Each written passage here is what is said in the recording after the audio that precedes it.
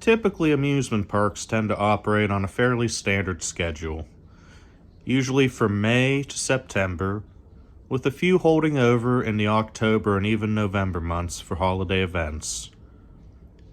But what is one to do when the parks are closed for the season?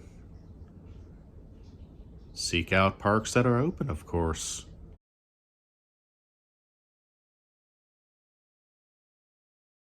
So it's 2021.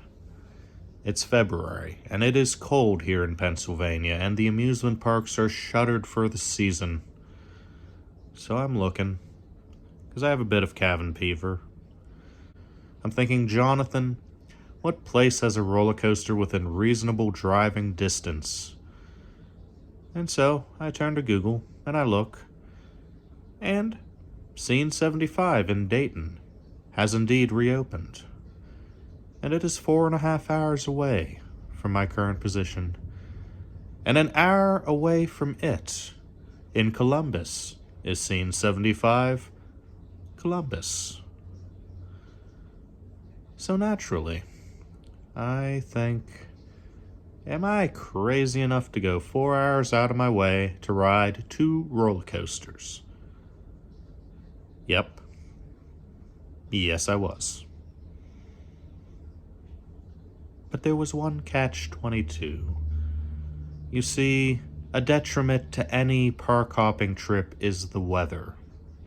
And unfortunately, the week leading up to the trip called for a major snowstorm.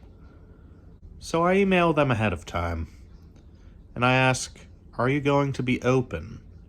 They're calling for this big winter storm, and I am 4.5 hours out.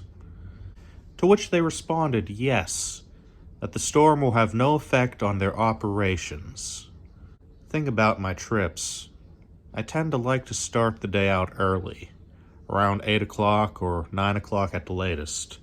But when it came to the Scene75s in both Dayton and Columbus, I did not leave until noon, which meant I did not get there until after 4 o'clock. So I arrive at Scene75 Dayton. There's still some snow on the ground, nice winter chill. And my first impression, it reminded me of an old movie theater, like a big box-like building with a very vibrant facade at the front. So I go in, it's pay per ride, and they have these reloadable cards. It's basically cashless. So I put $30 onto the card, and then I venture further into the facility. And when you enter Scene75 Dayton, the first thing you see is the arcade area. And a ways down you see there's blacklight mini golf. And there's a small eatery to the right of you, and there's the restrooms and prizes to the left of you. And you continue straight into the next room and you see the go-kart track. They seemed fun. I didn't ride them, which is not typical of me, but the go-karts also were the priciest of all of the attractions there. So I take a few moments, I take video footage of the go-karts, and I take copious amounts of photographs. And then you turn, and there's a big sign lit up over the doorway that says, "And there's more." Much of my time was actually spent in this big open area. This was the expansion after the renovations, and this is what housed the 3 rides that I would be riding during my time there, being the Adeline Carousel, the Tsunami roller coaster, and the drop tower. Other attractions include an indoor golf course, several smaller games, batting cages, which seemed fun, and they had a set of spin zone bumper cars, what amazed me was how bustling with life and activity the whole area was. This was one of the few amusement parks open during this time of year, and oh man, the energy was insurmountable. So being the carousel nerd that I am, I go over to the Adeline Carousel. It's a double-decker carousel from Chance Manufacturing. Typically, I'm not a fan of more modern carousels. I'm more along the lines of a classic connoisseur. But I'll make an exception if there's an interesting story behind it. And in this regard, there was. The Adeline Carousel gets its namesake from the owner's grandmother, and it is there in her honor. I get in line. Line wasn't too long. And it was also the most inexpensive attraction. I think it was like $3 per ride, and children under 2 ride for free, if memory serves me correctly. True to fashion, I find the dragon and I claimed him. I'm like, "This is my dragon, I shall call him Bob." It was a fun ride. There wasn't really a carousel band organ. The thing about it, there was so much energy that the music playing throughout the facility became a quasi-band organ of sorts. So I finished my ride on the carousel, and then I head on over to the star attraction of the day, the Tsunami.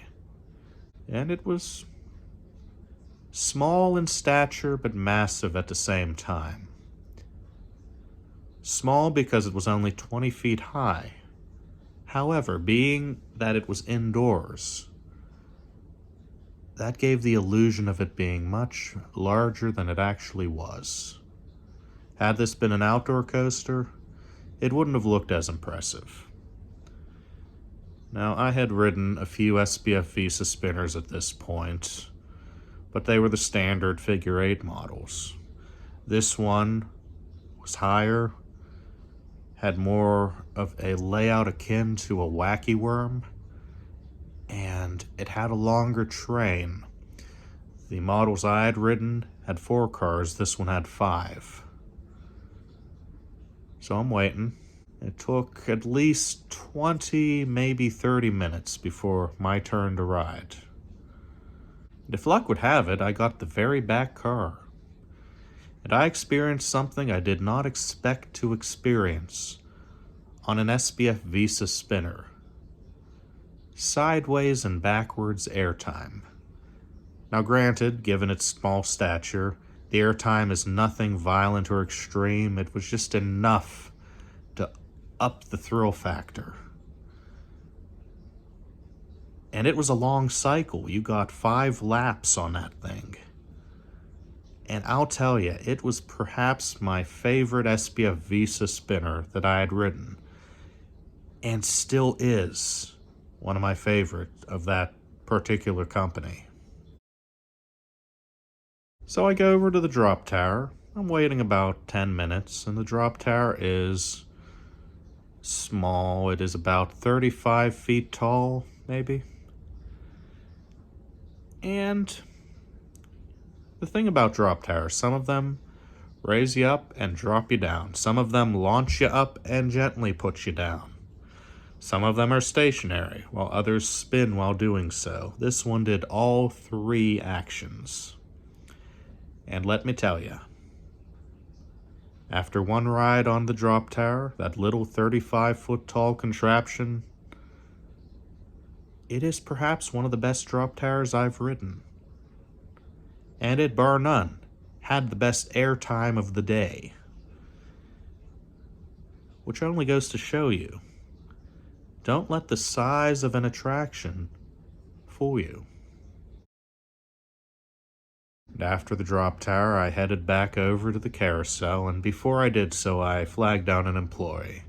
And I asked him, "Hey, is my card good at any Scene75 location?"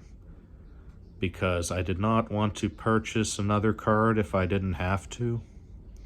And they said, "Yeah, you can use it at any of our locations, You might have to scan it a few times before it works, but it will work.